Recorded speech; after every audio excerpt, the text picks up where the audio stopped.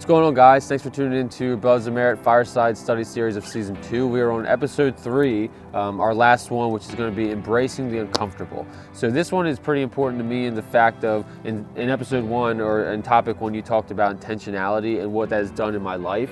And the cool, and I say cool thing because when I take a step back and look into it, it was a lot of times where it was very uncomfortable. It was not easy to be intentional about some of these things, especially to reach out to some of the guys in our group and say, hey, do you want to do this? Or, hey, I'm thinking about starting a podcast. I really sound like an idiot, but I think I feel called to do it for the kingdom, basically.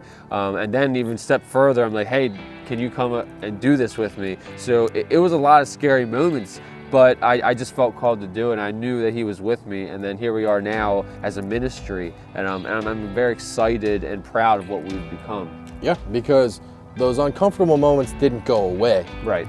But just the more that you embrace them, then they started to become comfortable, right? It started to become your norm.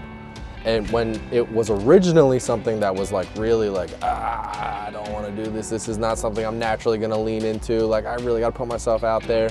But then, like, the more you put yourself out there, the more it's like, you know what? This is my new normal. Uncomfortable is my new normal, and that makes it now comfortable. But the only way you get there is by just grabbing that uncomfortable and getting used to it. Yeah, and you do. You get used to it after a while, but it's not easy. So I don't want anyone to sit here and watch this topic and think, well, I mean, Brandon and Taylor have done it, so it must be easy. It's not.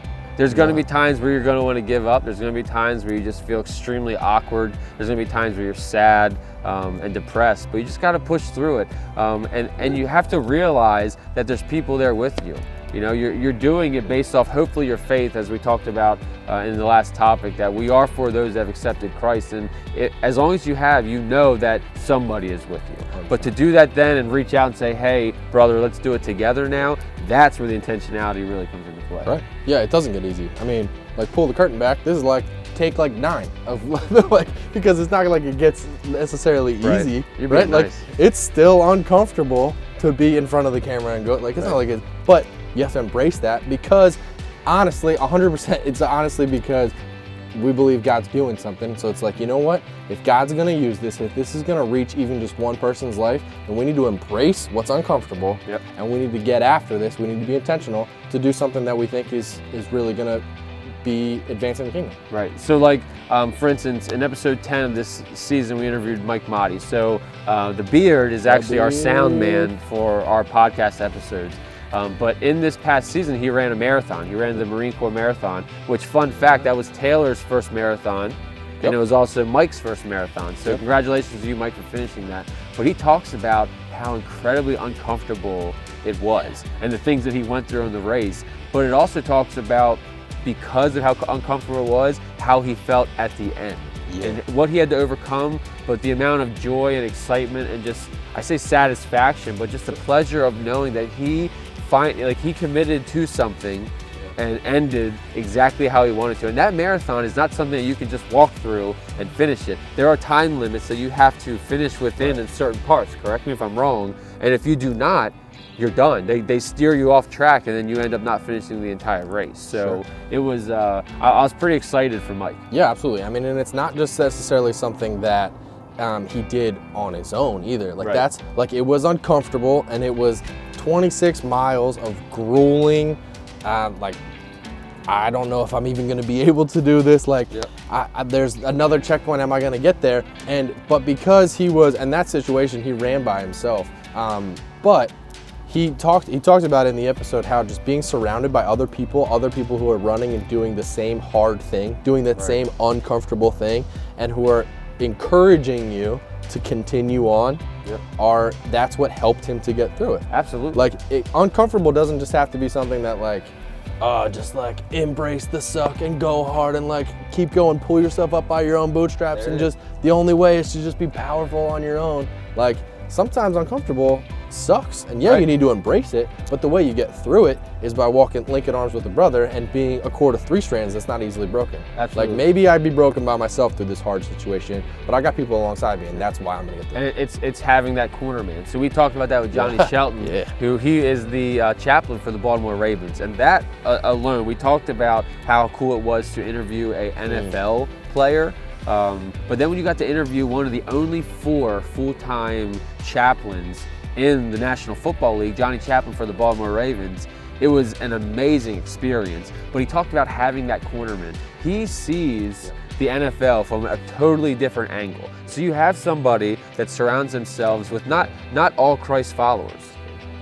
Sometimes it's only certain people. Other times it's people that accept Christ during their time in the NFL, and he's the one that baptized them with other players. That's a cool story. So if you want to check that out, go to Johnny Shelton's page, and there's posts about it. But he talks about things from a lens that none of us will ever understand. But having that cornerman is something we all do understand and we all do need.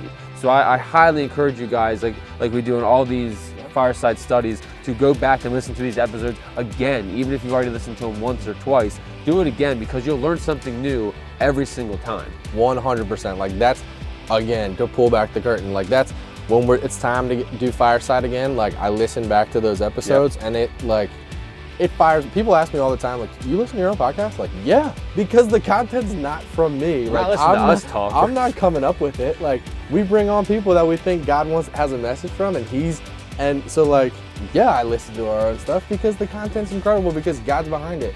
And his message of like, yeah, you need a hype man, you need a corner man. That's what brotherhood is. It's having someone beside you that's like, hey guys, I just lost my job. Like, I need corner men to be like, all right, hey, how can we get you through this? How can we wipe the blood off? How can we stitch you up? And how can we get you back out in the game, right? Yeah. Like that's brotherhood. That's embracing the uncomfortable, like, because that stuff's gonna happen, right? Like, it's absolutely gonna happen. Like that's not you have to expect that every day. And whether you're, and as we said, whether you're NFL, whether you work for Under Armour, whether you're a firefighter in the military, whatever you do, you have to expect it in a way that you're not sure when it's going to come, but expect that it is going to. So preparation for that, being intentional, knowing your identity in Christ, and knowing that you have to embrace the uncomfortable to take that next step to be comfortable, it's paramount in our walks. Yeah, absolutely. I mean, that, like, to that point, like in John 16:33, Jesus says, I've told you these things so that in me you may have peace. In this world you will have trouble, but take heart, I have overcome the world. Like that's a promise. Right. In this world you will have trouble. I'm not saying, like Jesus is like, I'm not saying this is gonna be easy. You try to follow me, you're gonna have trouble. Like that's what this world is about. That's what happens down here. But take heart. But, another huge but in these things. I love them. But I have already overcome the world. Like our identity is already in Jesus, who has already overcome the world. So we can embrace the uncomfortable and the hard and the whatever, because Jesus is already on our side and we already know that he's already overcome that. Right. And it takes a lot. So to take it to a different lens, and we talk about like evangelism. So we interviewed Taylor's younger brother, his blood brother, this past season. So we talked about how Brendan is just so good at being an evangelistic type person. He can reach out to anybody that he meets and just feel called to talk to them. And he has gotten to that point where maybe a couple times he felt uncomfortable at first, but now he's past that, because he's put himself into the situations knowing it would be uncomfortable, but after he has done it, he's now comfortable doing it. And that we're all called to do it. We are all called to be evangelistic to our lives, to others, to anyone that we even have met or not met before. And your brother is so good at it, which was amazing to hear, because so many times I struggle with that, just being upfront with everyone. I struggle looking at someone and saying, man, I really wish I could go talk to him, but I'm just not that type of person. I just can't do that today. And there's always an excuse. There's always something telling me that I shouldn't rather than I should. 100%. So, absolutely. I have 2 Timothy 1:7, and it says, for the Spirit of God gave us, does not make us timid, but gives us power, love, and self-discipline.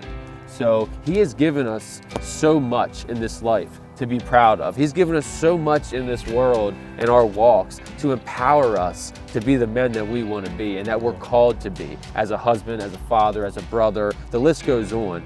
But we challenge you here as we wrap up our Fireside study series of season 2. We challenge you to take all the content that we have gotten and received from all of our interviews and our different blogs and the books that we've read, and we want you to take your next step in life and in your walk and in your brotherhood and get after it and really do it. And if you feel uncomfortable, it's okay. We all do too. We do every single day in different walks of our life, and we have before, but you have to get past it. You have to embrace the uncomfortableness and continue on. Yeah, I mean, honestly, like, if things are too comfortable, like, I'm gonna go as far as to say, if things are too comfortable, you're doing it wrong, right? 100%. Like, if every day is just the simple, like, couch potato and life is great, I'm gonna go as far as to say, like, guess what? God's calling you to get uncomfortable.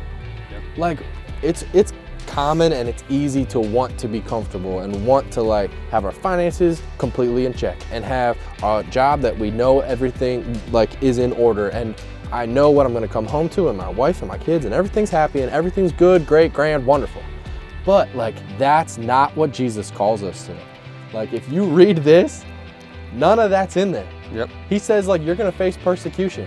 And guess what? The persecution that we think of sometimes in 2020 is like, oh, people are gonna think that I'm weird. People are gonna make fun of me at work. He said, you're gonna be persecuted, and when he said that, he was talking to the disciples, and he was saying, you're gonna be hung upside down on a cross and you're gonna die. Like, you're gonna be persecuted in a big, big, big way because of me, and that sounds like the definition of uncomfortable to me. Absolutely. But Jesus is like, hey, embrace that. Because our identity is in him, and we talked about that. So, guys, thanks again for tuning into this season 2's Fireside Study series. It's been a blast as usual. We're looking forward to season 3, and we can't wait to get the content out to you guys that we've prepared.